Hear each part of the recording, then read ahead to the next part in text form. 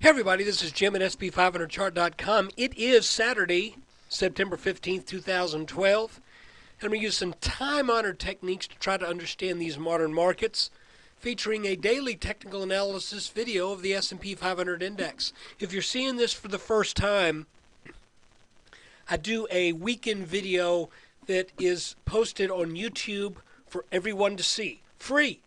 If you like what you see, you can subscribe at SP500chart.com for less than what a cheap cup of coffee every weekday would cost. And I'm talking about a really cheap cup of coffee, $19.95 per month, and you get access to a daily video after every day's close. And I try to get these things done by the evening here on the East Coast, so that if you're out on the West Coast, you could be out there and it's 4 o'clock and there's the video, and by golly, the market's just closed and you got a video. Wait a minute, I'm sorry, there is a time difference. But before I look at the S&P, we need to remind you, as always, that it's SP500chart.com and the video are for educational purposes only. Nothing stated at the site or in this video is intended to be used as investment advice. Look, I can draw lines on charts, but you have to draw your own conclusions from your own research. And you need to make investment decisions that are suitable for your personal financial situation. And I'm going to put something in between this line here. You also need to do things that are suitable for your emotional makeup. Most people who lose money in stocks do so because of an emotional issue. And I can speak for myself. I have bailed when I should have bought. And I've bought when I should have bailed. We've all done that. You got to learn your own psychology and don't let it mess you up. But even though that's good advice, I'm still not a licensed financial professional. I'm just a guy who draws lines on charts. Let's look at the S&P and a bonus look at the Russell 2000. We're starting things off today looking at a chart of the S&P 500. This is an hourly chart. Each candle is 1 hour of trading. We have been looking at a newly sort of defined trend channel right here. Here's our top line. You can see we have 1, 2, 3 touches. Here's our bottom line, which runs a little ragged, but this is the gist of it. And you can see that Thursday and leading into Friday, the S&P decided to blow over this top trend line. Now, I want to remind you that as we've been watching these various trend lines, we have not encountered a sell signal for a long time. And the reason is that we have been staying above the last level of support. We had this level right here, right around 1398, that I was frankly thinking would probably break down. It didn't. So we didn't sell. Instead, we got a good bounce. And now we're up where we're on at this top channel line where we are expecting resistance, but we broke out of the top of it. So as we look back on the week, here's the deal. Nothing happened that told us to sell. So the week worked. We either held, we held. I would not have recommended going long at this level right here at 1440. It would have been a good thing to do, but I didn't see any justification for doing that, frankly. But now that we're up here, what do we think? Well, I want to remind you that when a rising channel, and this is one of our kind of basic rules of technical analysis, when a rising channel has a breakout above the top resistance line, remember, that line is porous when it comes to any return trip back down through it. You cannot count on a rising line that is taken out offering much support. They sometimes do, But as a general rule, it is a very different thing when you take out the top line in a rising channel as opposed to taking out the top line in a descending channel. So, as we look at the market now on a 10-minute chart,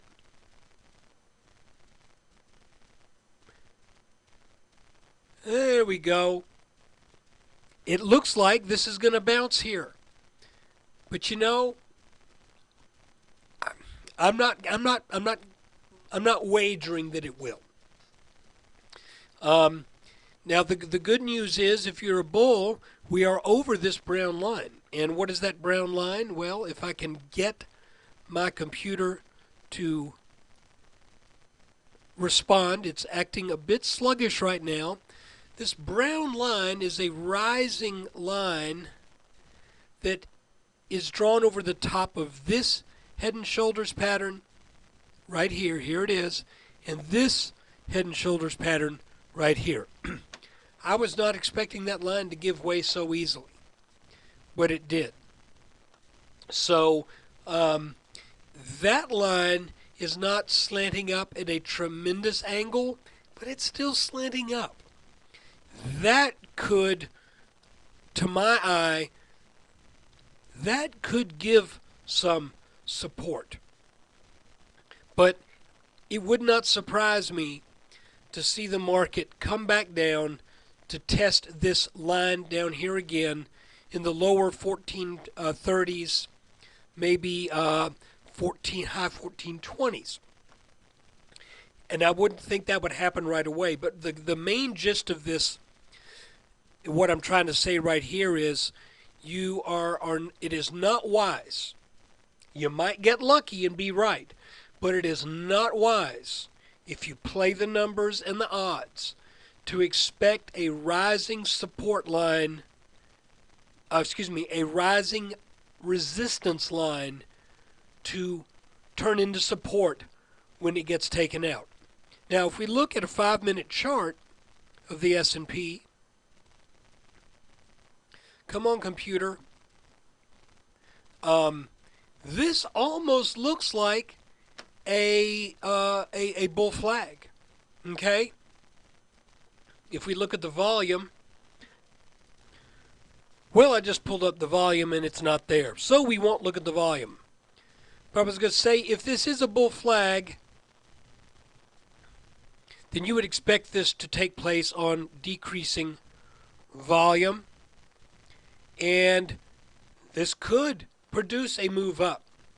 But guys, I'll be honest with you, blowing out the top of that channel that was already going up at a pretty steep level of ascent, that just doesn't give me the greatest sense of confidence that this is a sustainable move.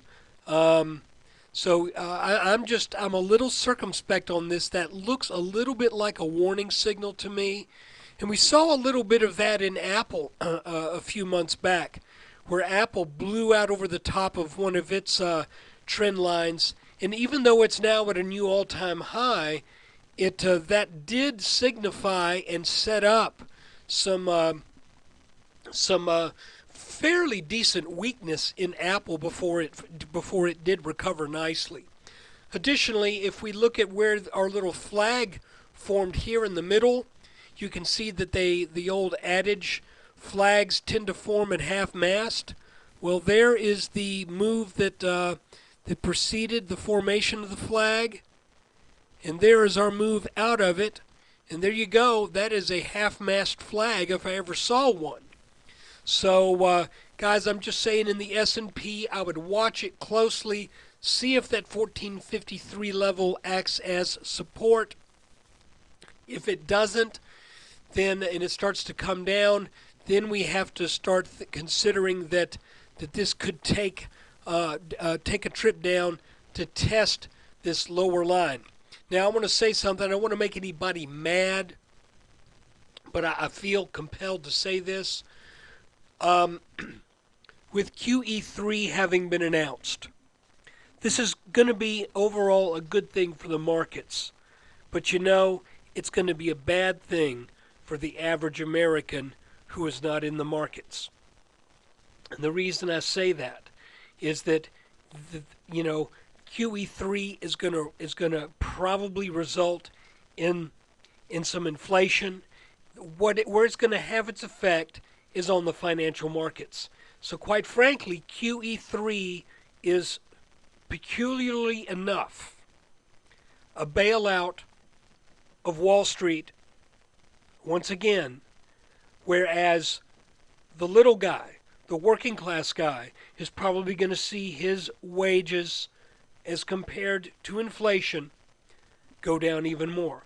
The average middle class income earner over the past 3 years or so has lost about 9% of his income. I think it's like if you look at inflation and everything else, and a lot of that's probably due to the rise in gasoline and oil. But I just got to mention that here. We need to divorce ourselves. If you're playing the markets, you need to look at QE3.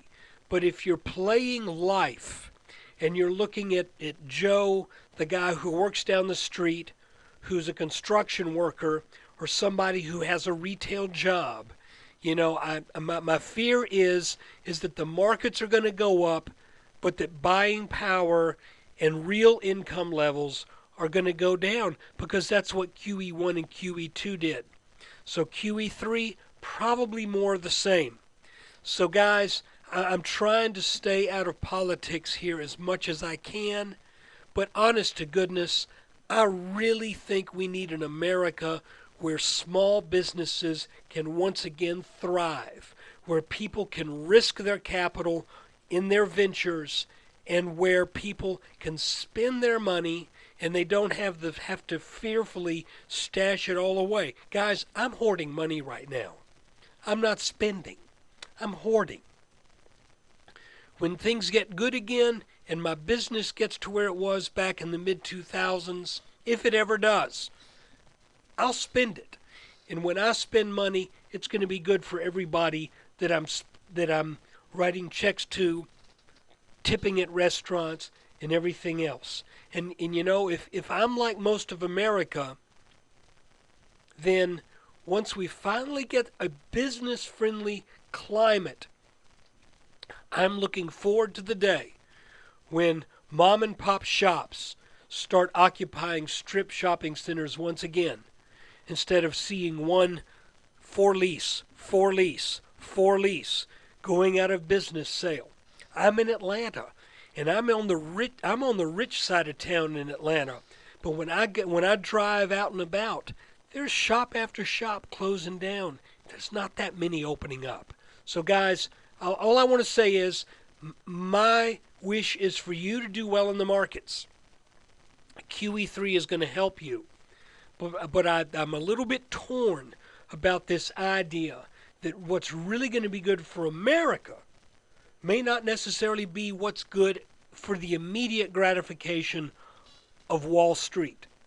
I would give up some of these market gains if I knew on the other side of it there would be gains on Main Street. Okay, I'm off my soapbox. Thanks for watching the video. Wait a minute, I made you a promise. We're going to look at the Russell. Okay, here's our Russell 2000 index. Show you some interesting things real quick. Head and Shoulders over here. Wow, made an ugly breakdown. Made this rising wedge. Okay, I think that's what it was. Which broke down into an inverted Head and Shoulders, which is broken out. If you want to, you may even consider this whole thing an inverted Head and Shoulders. If it is, the Russell is going to take off. But before it does, it's got to get over this all-time high right here. And that is where the Russell 2000 hit resistance on Friday. Look, there's that line right there. Back in late April of 2011, the Russell 2000 made its all-time high. It has Been 16 and a half months since then, and we are back to that level. The question is, can that be overcome? Okay? My personal feeling is with the breakout of this and with the breakout over this line, this looks to me to be a good opportunity for the Russell to back up and back test something in the 840s, low 840s, and I think I'd have to be a buyer there. Okay? And if it could happen in December, then we have the additional attraction of a rising support line right here. The other scenario is that the Russell indeed takes out this line, which is about, what, 1868, something like that? Let me see where it is. Yeah, in the 868. The other alternative is it takes that out, then that becomes support, and that presents another buying opportunity. As interesting as all of this is, you know, the S&P does look a little suspect to me right now. Whereas this looks both very bullish from this big picture, but needing to overcome this all-time high. And the potential is always there for us to be setting up something of a big double top monster or something like that here. We just got to watch it day by day. That's why you chart. You can back out on a chart and look at this and go, oh my goodness, yeah, if that sets up a double top and then we come back down to the 600 level and take this line out, you know, if we were to come back down and have another crash like we had in the fall of 2011, then by golly, that tells me the Russell's going to get down to 400 again. So how do we know if we're on the verge of taking out 900 to head up to 1100, 1200, or if we're going to turn over here and do this? Well, that's why we draw all of these lines along the way. So, hey, if you're interested in this kind of technical analysis, I hope you'll come visit me at sp500chart.com and consider subscribing for a very reasonable rate. You get a daily S&P 500 video plus a few additional things from time to time. So look, thanks for watching. Take care.